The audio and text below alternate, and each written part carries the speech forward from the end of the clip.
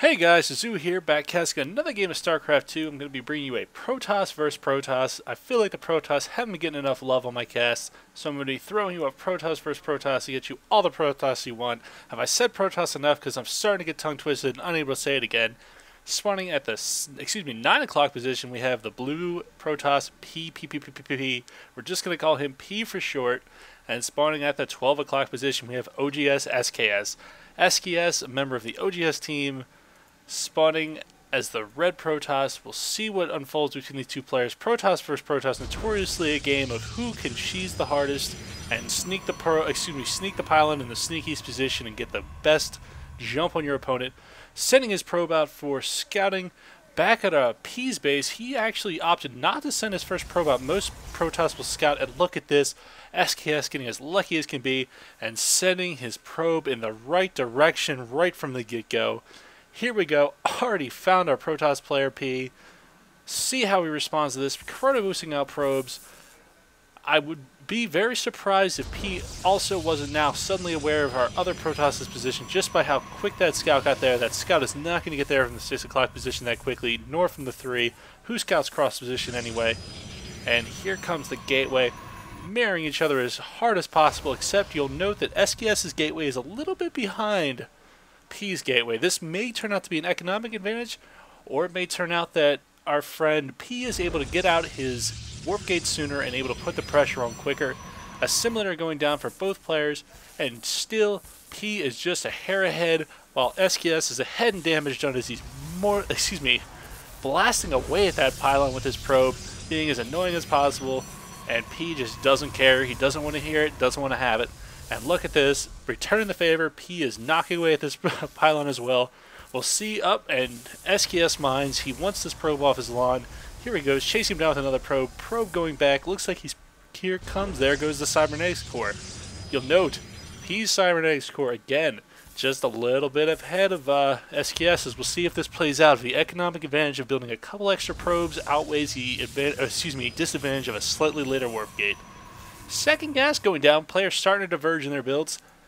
Not choosing to get the second gas. I'd be curious if we see some kind of Zealot heavy army with an early push. He's not doing a Korean 4 gate all in, because that would involve stopping gas at 50, because all the gas you need is the gas for warp gate. Excuse me again. A simulator finally going down, so I guess these players still playing as mirrored as possible, deciding to see who gets to go first each time. This time P lost and had to go second, starting away his warp gate and chrono boosting it away. I'm going to keep the production tab up because you'll know. Oh, look at this! Warp gate finally started. Again, SKS again, just behind for a good 15 seconds. We'll see if that plays out in this game at all. Zealot trying to chase down the probe isn't going to be able to. Probe is going to know everything that's going on, but SKS doesn't really worry about it because he doesn't have anything he needs to hide right now. It's pretty typical Protoss play so far. Jumping back to P's base. Robo facility going down. Players definitely starting to diverge here. We're going to see some kind of 3-gate Robo, I would imagine, out of our Protoss player in blue. P and an SKS still undecided on what kind of tech path he's going to take. Robo facility. These players playing the most mirror match possible.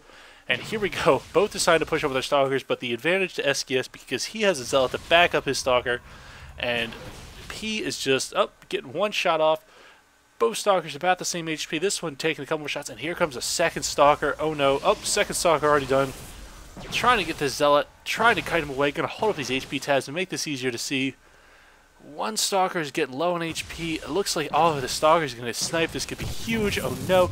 Probe's being brought off the line, doing everything he can. P's advantage in timing doesn't matter because this push from SKS is just too perfectly timed. He only had one Stalker to deal with, that Stalker and Zealot. Now the probes have to run away. Two Stalkers. Oh no, they're going to be able to kite this Zealot around. No problem. Immortal being not even up. It is being chrono boosted out. These Stalkers just running behind. Gonna snipe a probe? Maybe? Nope, doesn't look like it. Not going to be able to stand still for long enough. And is forced to back out.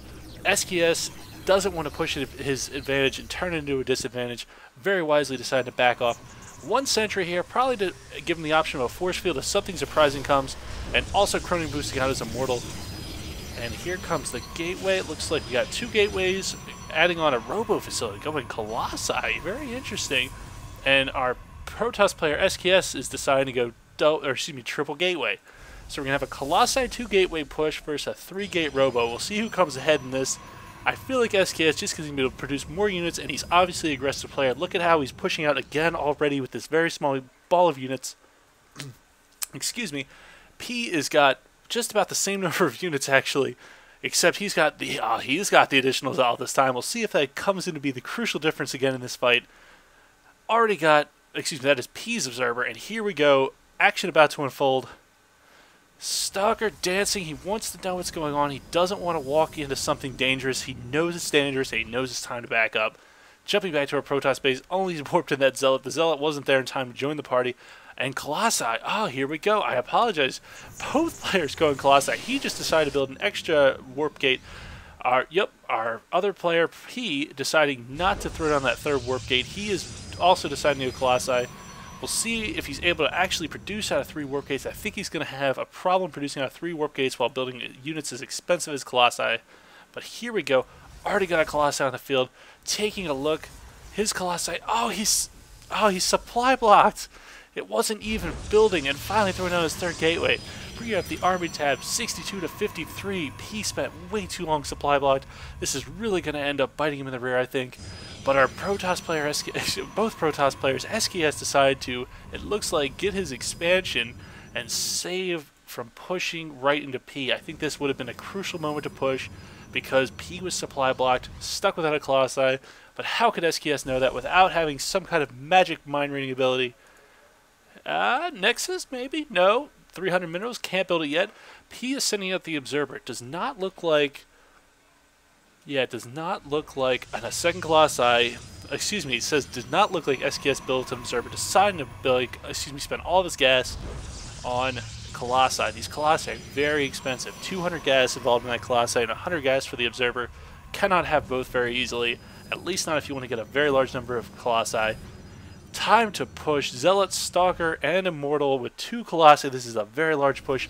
And just as P establishes the expansion with 1 Colossi, we'll see who's going to be able to come ahead in this. It's going to come down to Colossi macro in this battle, I believe. Bring up the production tab. Colossi extended thermal reach is now done for for SKS and is still on the way for P. Fight now unfolding. Here we go. Colossi poking away and forcing P to retreat. P knows he's in the disadvantage. Going to have to cancel that Nexus.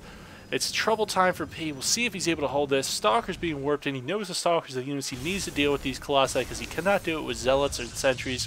They'll burn too quickly from the Colossi. Excuse me again. We have a Colossi almost done, so he's going to have a second Colossi to back up his army.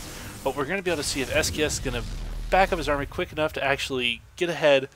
Bring up the army tab, 82 to 70, and again, P is supply blocked. Those Colossi taking down very crucial pylons.